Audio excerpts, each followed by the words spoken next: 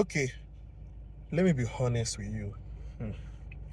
Running a gaming business in Nigeria is not as fun as it looks. You see the lights, the VR, the PlayStation, but what you don't see is the hardest part of this business. You see, convincing people to pay for an experience, convincing people that this is worth it, that's the real game. Every single day, customers walk into my game cafe. First question, how much? And immediately after, can you reduce it? And sometimes they just walk out, or they say, you'll be back. Not because the experience is not amazing, but because they don't understand the value. And for me, that is where the real problem is. In this business, I've learned something very important. People do not pay for what they do not understand. See, if someone has never experienced virtual reality before, if they don't understand what a racing simulator feels like, 5,000 naira will sound expensive. But the moment they try it, then they will now say, wow, this is really worth it. I want to go again. So now, let me tell you something most people actually ignore. You see, for me, sales is not just about talking. It's about how you look, how your staff look, how your space looks. And if your game cafe is messy, if your staff are sitting down, pressing phone, if they look unserious, well, customers already will not even trust you. And before you even speak, automatically, you have already lost the sale. But when your staff are sharp, when they are active, when they are confident, and when the place is very clean, organized, and look premium, even your 10K starts to feel like 5K. So for me, appearances reduces resistance. Because if you look good, the propensity, the rate at which they would value you and want to patronize you will be higher than when you don't look good at all. So for me, one of my biggest challenges has been my team.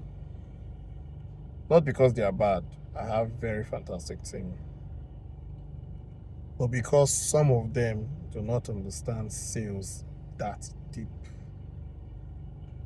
Customers walk in confused, and instead of guiding them, they just answer questions. So customers are not like questionnaires. How much? 5,000. End of conversation. And for me, that is not sales. You see, for me, sales is, have you tried virtual reality before? let me show you something crazy, or you would love the experience. You see, you don't sell price, you sell experience. You see, one rule that I'm implementing in my business today or every day is never let a customer leave without playing something, even if it is small or a short game or a cheaper option or even a quick demo. Because what I've realized is once they play, you don't even need to convince them again. The experience just starts to sell itself. However, let me be honest, not everyone can afford this.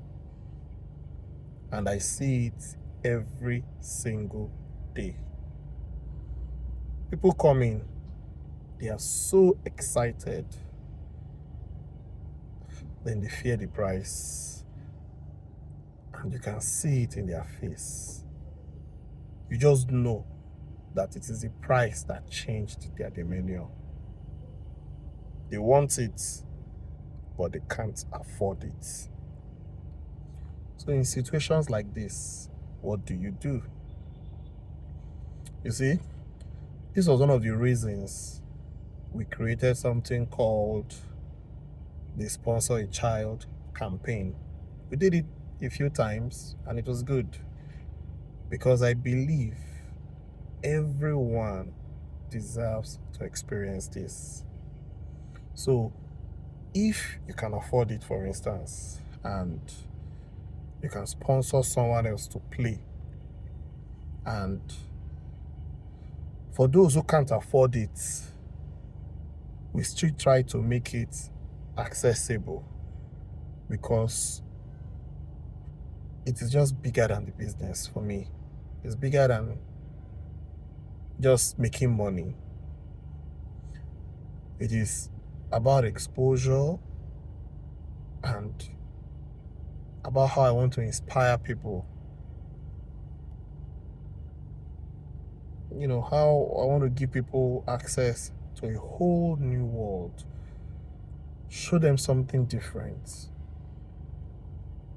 So yes, sales is the biggest part of this business, not the equipment. Sales is the hardest part of this business, not the games. Sales is the most stressful part of this business, not the setup. But we are learning. Every day we're improving and we're building systems, and we're also training our team and working on it. And most importantly, we are building a culture. A culture where value is understood, experience is prioritized, and nobody lives without feeling something. This is why I call it Player One. And this is what I'm building. So trust me here, I'm just getting started.